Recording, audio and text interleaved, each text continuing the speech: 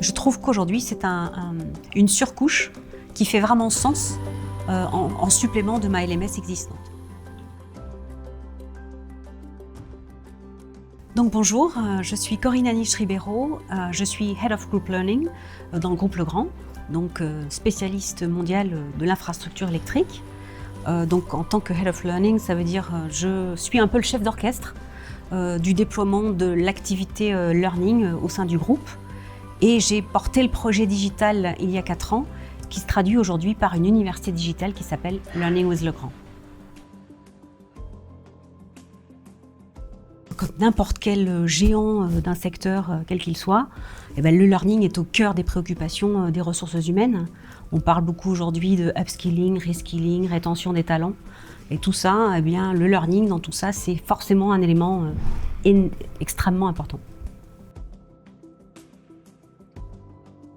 Ce qui caractérise un peu Legrand et qui a caractérisé le projet Learning qu'on a démarré il y a 4 ans avec BioLink, entre autres, c'est le fait qu'on soit une entreprise mondiale, présente dans énormément de pays. Et du coup, on est passé d'un système extrêmement décentralisé avec une volonté de recentraliser un petit peu. L'idée, c'est d'avoir un système qui est validé par le central, qui est porté par le central, avec à la fois la technologie et aussi des contenus qui sont très transverses. Et en même temps, le central ne pourra jamais connaître les besoins de chacun et répondre aux besoins de chacun. Et donc, il ne faut pas sous-estimer la valeur que chaque pays en tant qu'entité peut amener. Et donc, il faut donner une autonomie à chaque pays pour être créateur de valeur dans ce même système.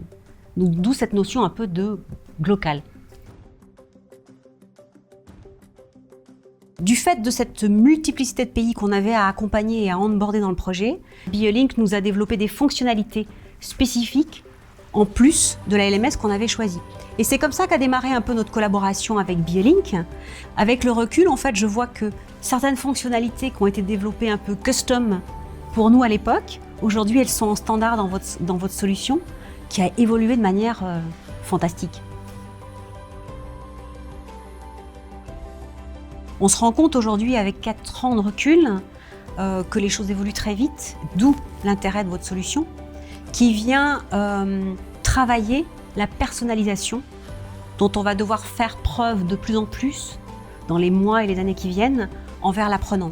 Ça veut dire qu'aujourd'hui, on se rend compte que cette philosophie de mise à disposition de tous les contenus à tous, c'est très bien, ça se veut très louable, mais à un moment donné, l'apprenant, il est perdu, il a une charge de travail, il a un agenda rempli, et il a besoin que, en fait, ce qu'on lui pousse et ce qu'on lui propose réponde à son besoin. Donc cette notion de personnalisation est quelque chose, je pense, que toutes les entreprises aujourd'hui travaillent. Donc on va avoir l'IA avec les moteurs de recherche, on va avoir vos playlists, on va avoir toutes sortes de réponses qui vont aller dans le sens de cette personnalisation. Et pour moi, c'est réellement un axe de travail pour les années à venir.